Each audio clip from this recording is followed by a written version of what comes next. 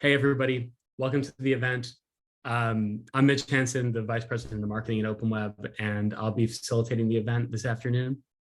So I'll start with this. We have a really great discussion for you today. We have two super experienced speakers here, seasoned vets in the trust and safety space. So first, I just want to say thank you to Deb Roy for joining, making the time to appear with us today. And a thank you also to Jordan, who's kind of behind the scenes here today running the webinar, and of course, Tiffany as well. I'll introduce both of you in a second, give a little bit more background. But before we get started, I just wanted to really briefly introduce OpenWeb for anybody in the audience who's not aware of us or not sure what we do. And then we'll get right into the scheduled events for the day. So OpenWeb, we are a mission-driven company. We're on a mission to improve the quality of conversations online and to build a healthier web where content creators of all kinds are empowered to thrive. So how do we do that? We build products. And with those products, we partner with publishers and brands to build strong, direct relationships with their audiences. Those products empower our partners to build these vibrant communities rooted in healthy conversations and grateful social experiences. Today, we work with more than 1,000 publishers, New York Times, Yahoo, Hearst, Trusted Media Brands, News Corp, just to name a few. And we host more than 100 million monthly active users. So that scale of 1,000 publishing partners, 100 million monthly active users, it gives us some really unique insight into what really works for publishers who are trying to transform their business, build community. So if after this discussion today, you're interested in learning more, you can just reply to any of the emails that we've sent. We know we sent a few leading up to this event. You can reach out to myself or Tiffany via email, which Jordan will put in the chat shortly, or you can always reach us on LinkedIn. And of course, we'd be happy to talk. Okay, so that out of the way, I'll introduce our guests here.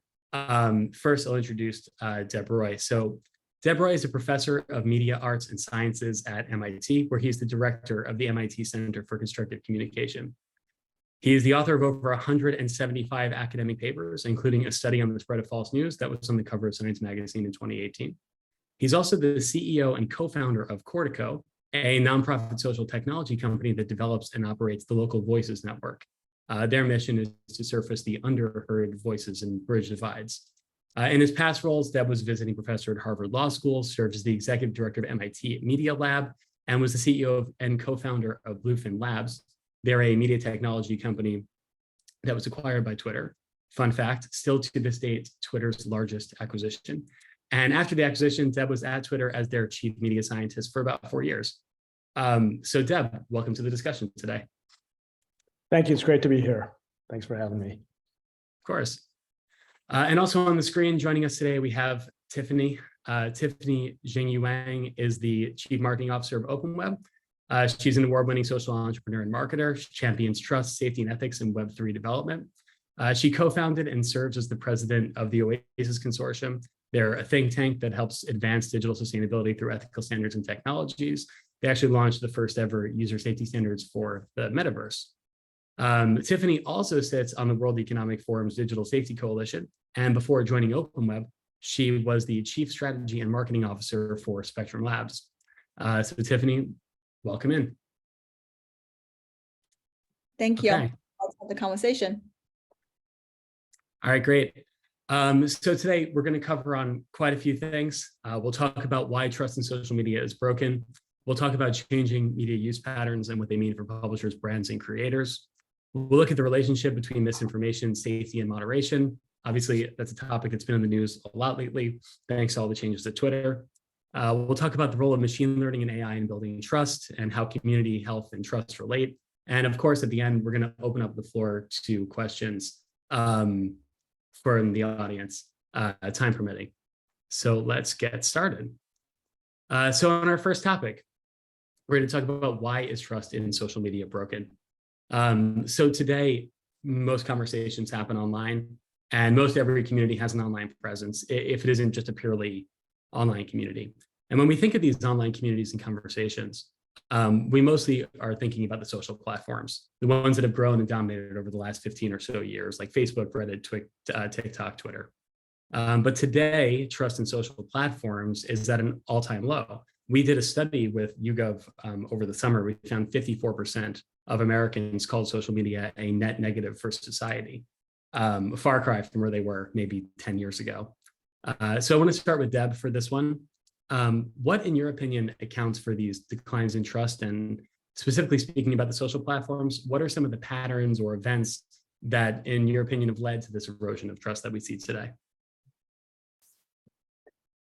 Well, one general comment is that trust has been declining across the board in many different kind of institutions beyond social media. And I think it's just important to keep that in mind, that at least in an American context, there's quite a bit of study of, our trust in big business, in government, in our healthcare sort of system, and kind of like medical realm, media. In all of these cases, there's been a decline in trust year over year, decade over decade, since the mid 1970s. So there's a general context of declining trust in sort of the institutions and systems around us.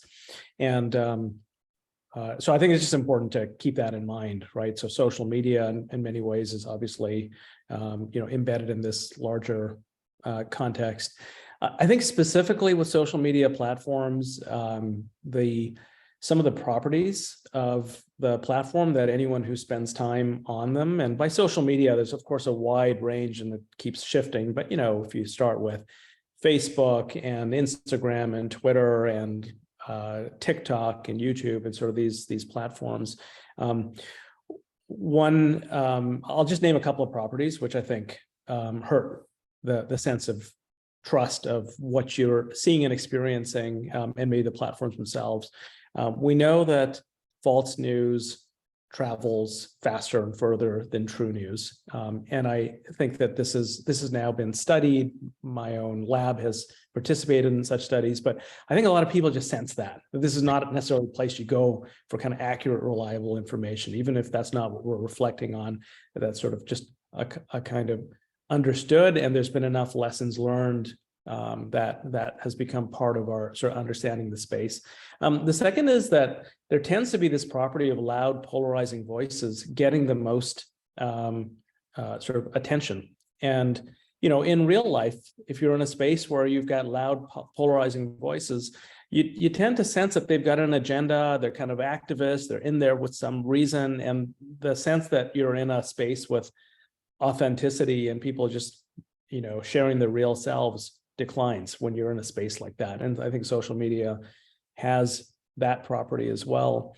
And the last thing I'll say is there's just been a heck of a lot of news lately, the Facebook papers and other revelations, just wave after wave of public visibility and media coverage of what's going on these platforms. So it takes a while, but I think that kind of public awareness has really, mainstreamed. And so we just have that in our minds as well. So, and there's a recency effect there, right? And a lot of the positive, good properties of these platforms are, I think, still there, but things have changed, and in some ways the quality of the space has become corrupted.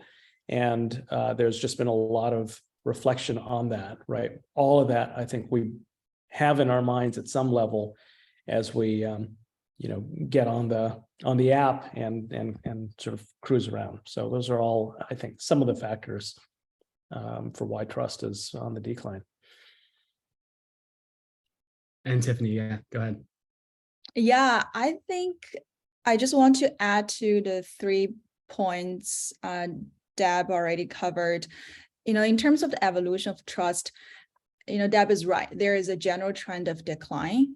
And I also want to highlight the definition and the dimensions of trust have all also evolved and changed. If you think about it, at the beginning of the digital transformation, when we were urged and thrusting into the world where we put all the data in the cloud, trust was defined by security, quality, reliability, right? Fast forward, when we have this whole movement of diversity and inclusion, trust has a new dimension of diversity, equality, and inclusion. And with the rise, of course, the proliferation of toxicity we see online, trust now has new dimensions, including safety. And of course, because of the centralization of the data and in the very beginning, the very few guardrails to think about, the data privacy, the data breach and data privacy issues become a new dimension to trust. And so I think it's really worth mentioning that not only we see the trend of decline in trust, whoever owns and is responsible for the idea of trust in the board and in the leadership have to also consider how the dimensions have evolved and being very equipped and adaptable to how trust has evolved. And I think another thing that Deb mentioned in terms of the observations is very true, right? Like false news travels faster than true news, and the toxicity agitates people just way more. And as a result, more activities, on the platforms we see. And I think the root cause, there's so much literature in the very beginning when social media were the best investment for all the investors. And there was such concept called attention economy, right? The so-called social media is nothing social about it. The social construct was optimized and leveraged to drive the ultimate attention span, and as a result to be the target object. So in many ways, people are productized, and people was never the thing which were optimized for. And as a result, ethics and safety and privacy, and therefore the idea of trust, was by design to decline. I think none of us should be surprised today that trust is in a broken state, because when we built the social web 15 years ago, at the outset, it was never even in the consideration in the product design and in the user experience. So I think it's really worth mentioning that, because as a lot of people in this conversation, we are the people who are making the right decisions today. If we're going into the new foundational building for Web3 or decentralized web, whatever you call it, we have to set the guardrails right at the get-go. So I think those are the two things I want to add to the great points that Deb mentioned, and just call for the responsibility we all for as we build the new web. Just to add one thing that Tiffany's comments makes me think of is, if you go back to the early days of the social web, when we had Facebook and Twitter in the early days, we would call them social networks. They were called social networks. And, if you think about why do we now call it social media and how did that change come about? It's really as these early large platforms sought out a business model, they brought the entire media business model and created a new hybrid category, right? It's a social media network. It's media model sandwiched in a social network, but the media model demands an audience and attention, and also naturally couples with the advertising model. And it was a viable business model, but it led to a shape shifting, right, of the actual service and the experience on it. And so I think another element of what's happened to our trust, or sort of just, and if one definition of trust is being able to predict the future behavior of the space you're in and the others, that the actual platform shifted pretty radically in what it was optimized for, right? From connecting people to one another to creating this media experience that was sourcing content from social users. Yeah, that's really interesting. And actually, so that kind of segues into my next question. So we're talking about this first generation of social platforms, the truly kind of massive centralized social platforms. We covered the sort of nosediving trust statistics. You guys have done a really good job of talking about the evolution of trust on these platforms, where we're headed. There's been a lot of speculation that the public is finally ready to move away from this first generation of social platforms, from Facebook's, Twitter, et cetera. So first of all, I guess I'll start with Tiffany for this one. What do you make of this shift, if you agree with the premise that it is indeed happening? And what do you think is causing it? Is it the erosion of trust that we've been talking about, or is it maybe something more complex? Yeah, Mitch, actually, when you finish the question, you were cut off. I don't know if just the connection on my side. Would you mind to repeat the question? Yeah. We're talking about the shift away from the first generation of social platforms. So the question is, what do you make of that shift? Yeah. Why do you think it's happening? And if it is indeed happening, and is it related to the erosion of trust, or is it something more complex or multifaceted?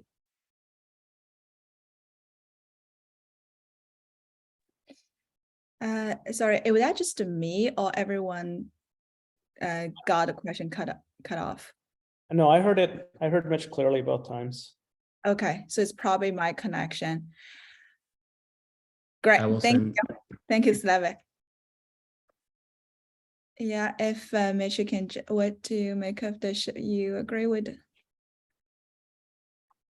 So I would assume your question is, we have seen the paradigm shift on the social media away from, okay, great, perfect. Thank you. So I will start with saying that probably threw out a few stats here, which explain why. So today we see over 40% of the US internet users have reported to be subject to harassment and hate speech. Every 39 seconds, there is a data breach. And the research has showed that in many circumstances with controlled groups, that artificial intelligence recognized white-skinned males better than dark-skinned females with facial recognition. So as I mentioned, if we do define trust, in other words, the consumers or users' trust in the social construct built through the products and services, we seek for safety, privacy, and diversity, and none of those attributes of trust actually exist in the products and services that we are using today. So we see generally an awakening with the younger generations, but across the board, across all generations, that people realize there is a pendulum swing from the last 15 years where all the data was centralized somewhere and without guardrails, and people are productized, as Deb was saying, really not social network, but social media to actually optimize for a revenue model.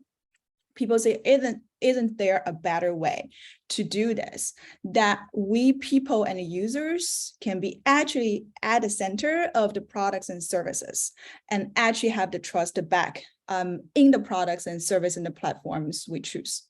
Now, I think with this context of pendulum swing from the consumer behaviors perspective, back to we call for the attention for the people in the center of the decisions for products and services. It comes to the point where I think it's related to one of the reasons, I joined OpenWeb very recently, is if you think about from the content consumption perspective, which was one big piece of why people actually first joined the social media, in addition to have that social construct connecting with each other, is the idea of why don't we power all the content creators, all the publishers who are actually the generators and creators of the content on the internet, and create that social media as a service or community as a service layer for the diverse voices across publishers, so that every single user can go where the voices can be diverse, where the data can be protected, which allow publishers to have their first party data and to engage better, and where actually moderation is actually properly done. Historically, publishers are just doing better than social platforms in that regard. So I think there's this paradigm shift where the users need more safety, privacy, and a diversity respect. And the business realized that they don't need to rely on social media to be the partner. In other words, historically, the partners and the stakeholders for social media, in other words, the brands and the publishers, now came to an awakening moment saying, no, we can totally be almost a competitors if we were able to build products and services to engage our own communities, our own first party data, and monetize in the way I want through advertising or e-commerce or subscription. So I think that paradigm shift was rooted in consumers and users' need for trust, and also the awakening and the capabilities that social media's partners and stakeholders have more support to build their own capabilities in-house. Thanks. And Deb, you can respond. I have a little bit of a follow-up also. No, I think that Tiffany's points are great ones. And yeah, I think my my thoughts are very much aligned. I would just say, you know, big picture, one of the things that happened when social networks shifted to a social media model is that we end up with a kind of binary options for online communication, private or public. And the kind of radical public sphere that you can create with a global social media platform is that something, you know, when it goes viral, gets a size of audience that is so beyond human scale. And, you know, unless you are in a mindset and prepared to create content that should be, and, you know, kind of exposed to a huge audience, it can have all sorts of disastrous effects on whoever said that thing or posted that image and never imagined it would go far and wide. So it goes back to, you know, where a lot of the lack of trust and kind of pullback from putting content on these radically public platforms. And so I think what Tiffany was saying is exactly right. This idea of cultivating a conversation around a publisher or around some specific kind of source of content starts to create human scale context where you're like, okay, others who are here, I know why they're here, because there's some kind of a shared context. Maybe we've all had a shared media experience, and now we are bringing our own perspectives to the table, but in that context. And the chances that something I say here is going to be relevant or get exposure in totally different contexts, what Dana Boyd calls context collapse, that I said something in one context, if it appears in some radically different context, you kind of collapse those contextual differences. Well, that's not how the world that human beings evolved in works until we built the internet and then created these kind of networks that allowed, you know, not just allowed piece of content to flow far and wide, but that was the kind of business model push for that. So I think having these communities around shared interests, shared media experience, and so forth make a lot of sense. And I'll say, you know, a related area and why there is so much now public discussion and debate around content moderation is just, again, when you have different contexts, in those different contexts, you'll have different norms for how you're expecting people to behave. And so, you know, all of that is to say, we're seeking spaces that reflect our pluralism, that we have pluralistic, you know, values and modes of behavior, and the kind of built environment, other than the digital environment, reflects that, right? The way we design architecture and spaces and so forth to kind of signal the context you're in and the kind of behavior. And so we constantly shift different in and out of different norms. But if the space is constructed in a way that ignores all of that, you end up with this this kind of you feel uneasy in various ways. So yeah, just those are I guess some. So that's actually it's interesting you brought that up at the end. Kind of segues perfectly into my next question. And actually, probably many people listening remember this. But back in April, former President Obama gave a speech at Stanford talking about the societal impacts of toxicity, disinformation. And of course, like I mentioned earlier, and everyone is talking about more recently, Elon Musk acquiring Twitter, there's been a very lively debate on the relationship between misinformation, censorship, free speech, the kind of like pluralism that you were talking about. So Deb, I want to start with your thoughts first. So the question is, how can media platforms balance the need for quality with the need for an open exchange of ideas and viewpoints? And how might they be able to promote healthy community building discourse rather than just kind of managing and and eliminating harmful speech and misinformation. So it is related to some of the comments I just made. I mean, the concept of free speech or freedom of speech has always been complex, always depends on context, and even when we simultaneously can embrace the right to free speech and yet restrict someone's ability to, the proverbial shouting fire in a crowded theater is actually, in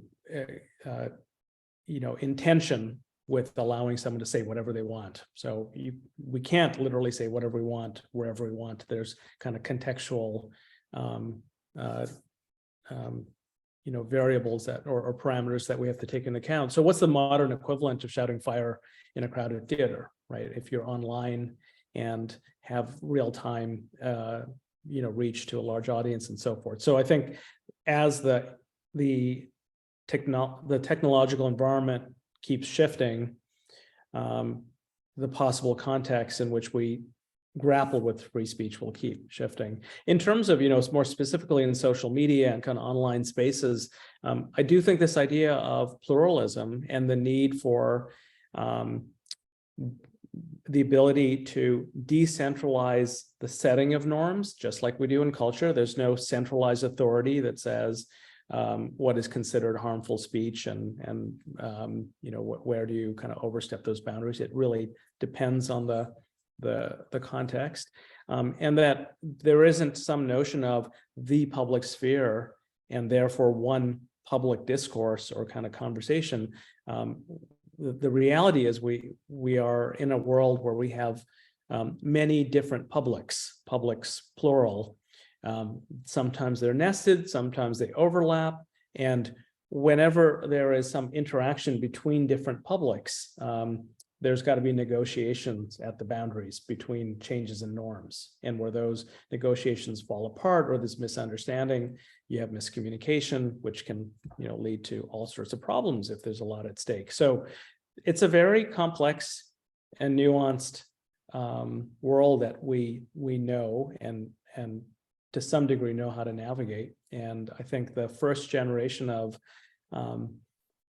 social platforms were just a dangerous combination of very simple, I'll say dangerous in terms of the downsides, a combination of very simple product design rolled out at a kind of a scale that again outstripped kind of human scale, right, and led to and continues to lead to some of the challenges we're having. So nested overlapping publics, decentralized setting of norms, ability to negotiate when you transition from one norm to another. Those are kind of I think some of the directions we need to develop for a path forward for the kind of spaces we need that balance, free speech and the ability to say what you want with variable notions of quality.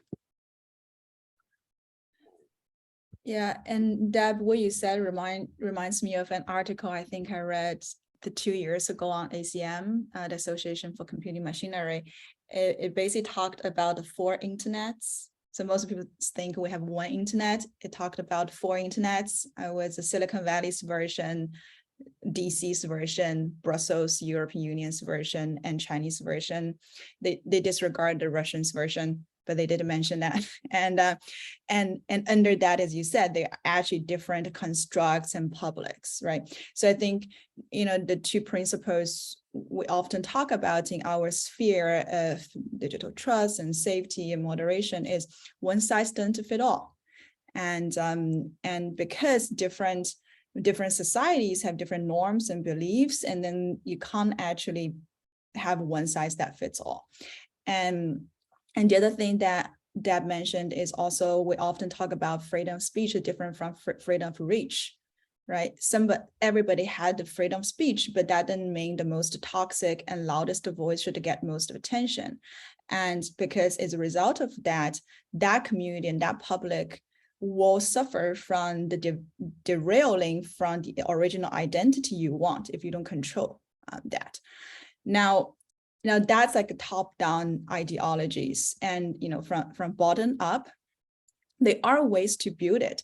The reason we end in the state where we are today is we didn't have the conversation we are having today 15 years ago. So there wasn't a platform policy which is based on the identity of the platform. There wasn't a policy of moderation based on the brand identity of that platform. So today, if you are going to build a new community, the first to think of is, what is the identity of your sphere? Either your publisher, your brand, wherever you are. And how do you want the people you are going to engage behave in the community to protect this community's identity and protect every users who participate in the activities you're going to build for them. And that policy need to be there, visible on your platform and on your publisher's user experience journey, right? And you see, even on the social platform side, it starts to be embedded, more visible in the user experience. So that's a policy. So once you make that visible to people, how you enforce it, if people didn't behave against your policies, what action you're gonna take? How do you inform them? If you use humans or technologies to do that process, and if you make a mistake, how people communicate with you and appeal in the process. All those pieces of enforcement deriving from the brand identity to the policies and to the enforcement need to be well thought through as early as the process, as early as in your process of decision making. Because here's the truth: if you don't, and toxic voices will go louder, and false news will travel faster, and before you know it, your community represents a completely different identity the founders and the leadership wants that to be, and it will be out of your hand. And that's when your name is ended up in the headline of all the newspapers, right? So I think that I would say that's a bottom-up thing to that's a bottom-up thing to think about when you need to deal with the challenge of one size doesn't fit all. Then figure out your size, and then fit it, right? And you also have tools to actually make sure that freedom of speech is not freedom of reach, right? At OpenWeb, we look at the reputational score, how you actually make sure that toxic message don't go above the board, how we make sure that the identity, either anonymous or not, or pseudonymous, can actually have a record on your platform, so you actually know if this is a good user or not, is that highly engaged or not, is that a civil identity or not, and help you to make sure that your brand identity is truly aligned with the community you want to build and make thriving. So I think those are a few things to think about if you want to execute on that ideology and help the society and help your brand to be truly safe and trusted. And you were talking in there a little bit about enforcement.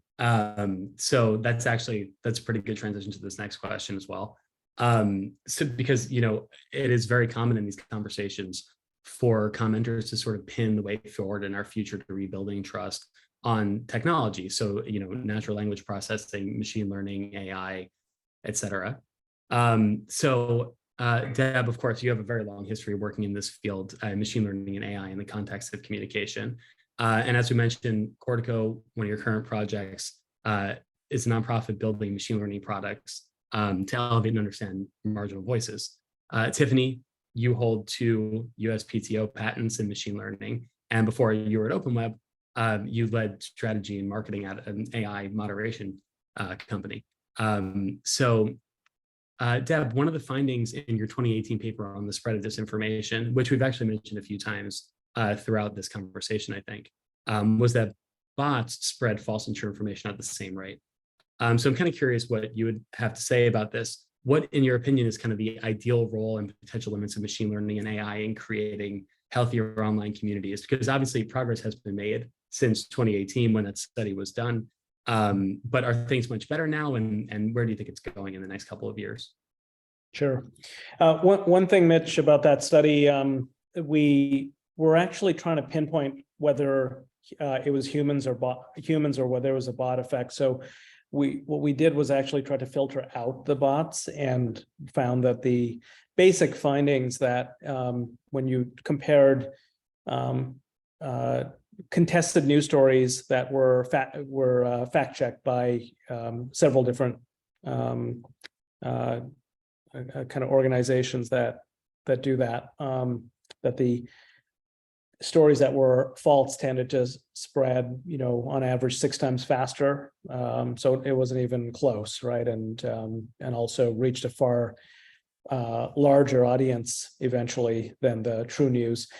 We didn't specifically look at whether bots were also doing similar things, but actually remove bots from the analysis. And because we're really interested in understanding, is this what millions of humans are just doing? And the answer was yes. But when we looked at emotional reactions to replies to stories, we would find that often surprise and disgust were much more heightened reactions to stories that turned out to be false. So that was sort of so it seemed like it was a kind of a human and emotion driven phenomena that we found to really clearly come out in the data analysis. So to your question about the role of AI in sort of this whole space, I think there's enormous potential to leverage AI to keep up with the scale of communication we're talking about and create these kinds of power tools for content moderation and for identifying problematic behavior, and actually even pushing it into the compose portion. So when a person is about to post a message, the AI can predict, is this likely to get flagged or create, get moderated out, not be seen in the first place, and create a kind of reflective layer for the person to actually think twice before they post, right? So there's, I think, a lot of potential here because there's no clear slowing down of the kind of explosion in particular in deep learning and related areas for natural language processing. I'll say there's another dimension to this, which is I'm sure everyone in the audience by now has come across, which is the staggering advances in generative AI and the ability to create, whether it is images and video or natural language prose, which is absolutely indistinguishable from something that talented, professional humans would generate in many cases.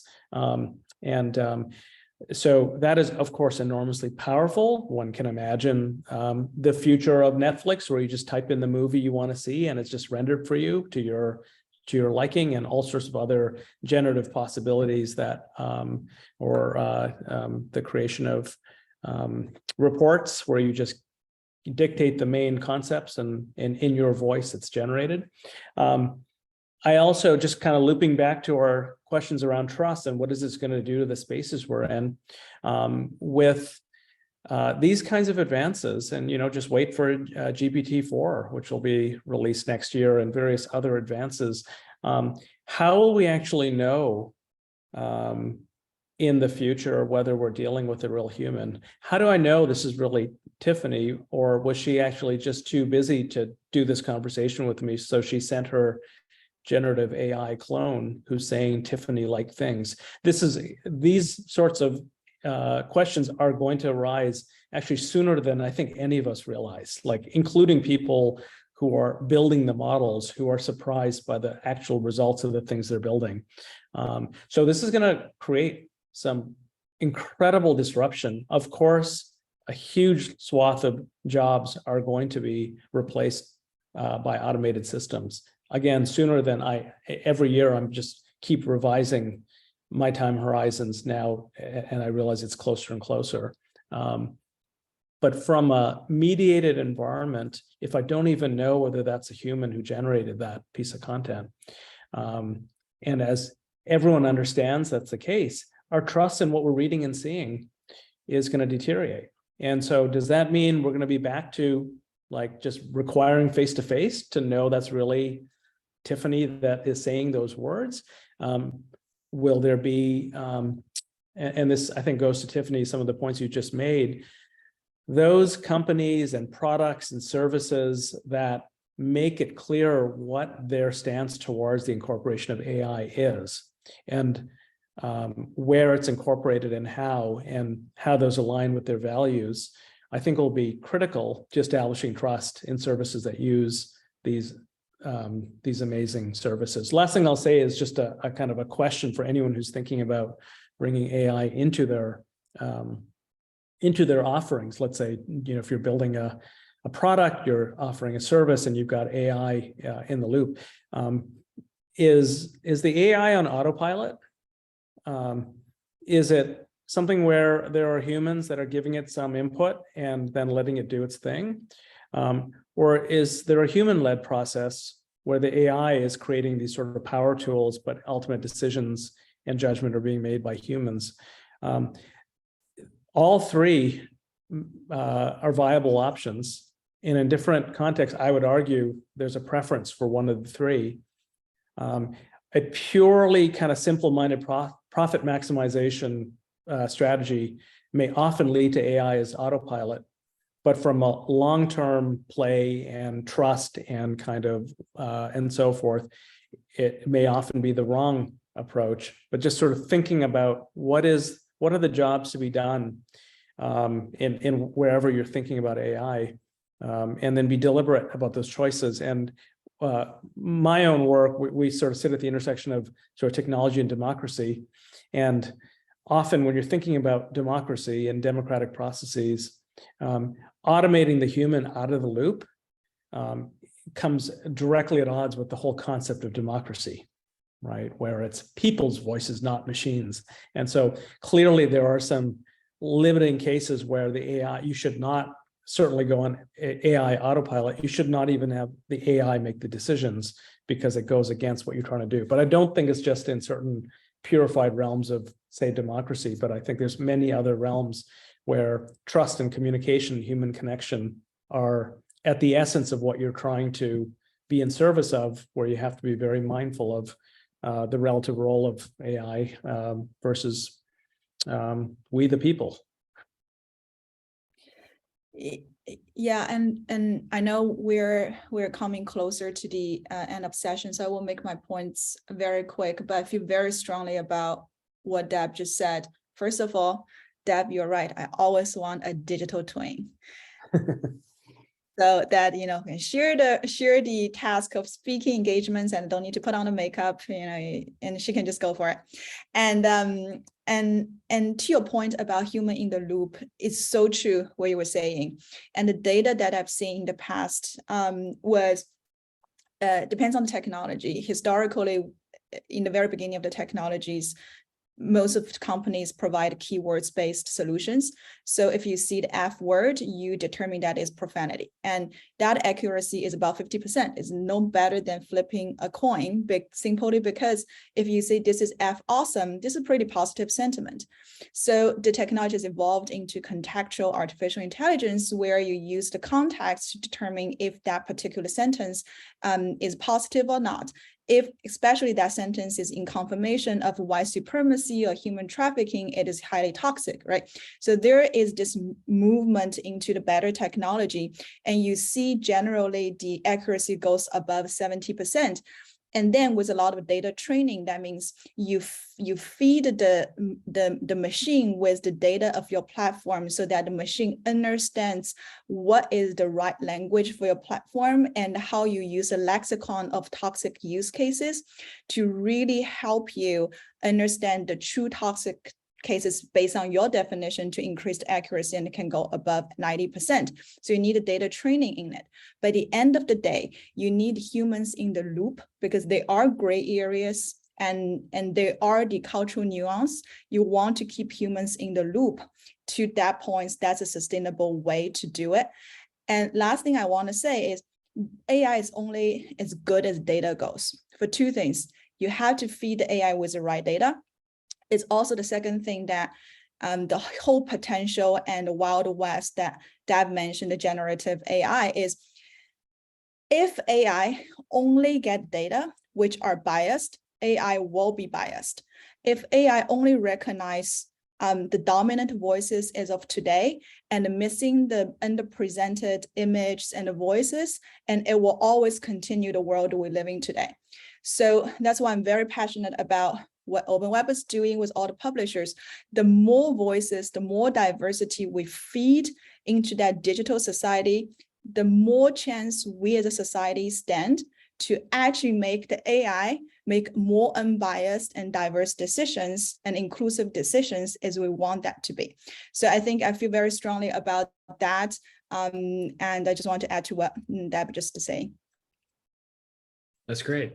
So I think we have time for just one more question. This will be the last one. So this one's about community health and trust.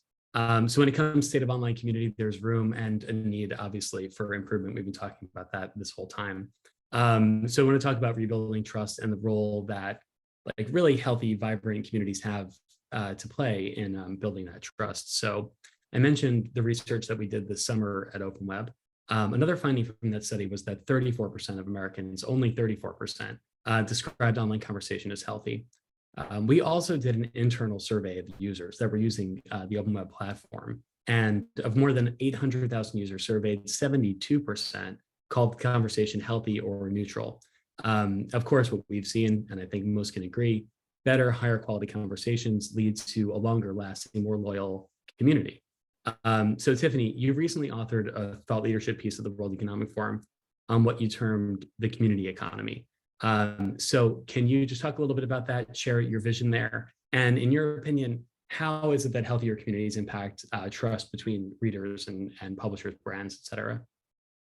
Yeah, the reason I proposed the idea of the community economy as a baseline of both understanding and the business model for the future is a shift from attention economy, as we briefly mentioned, optimizing all the data and the people for attention and therefore the revenue, as that mentioned, shifting toward the most common term we heard these days, the creator economy.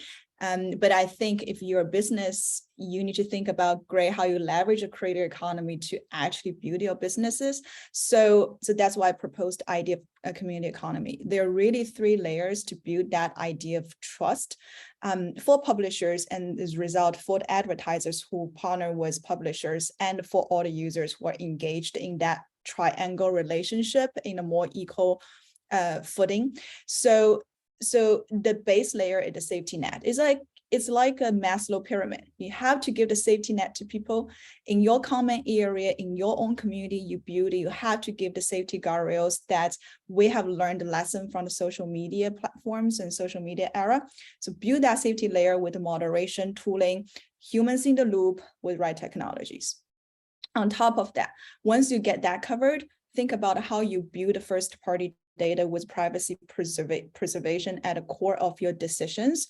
It is very important because new generations request for the respect for their data dignity. So it's very important to think about first-party data is an asset, but at the core is the privacy that consumers and the readers want.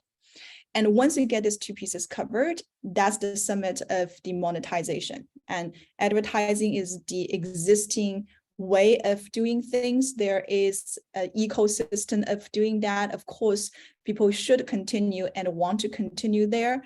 There are other ways through subscription and e-commerce. But look, none of those monetization will be sustainable if you don't have moderation covered and if you don't have first-party data to actually show the right social and interest graph for your brands and for your realm of the publishers. So I think the idea of the community economy is an economy built on the foundation of safety data, and then on top of that, diversification of the business model.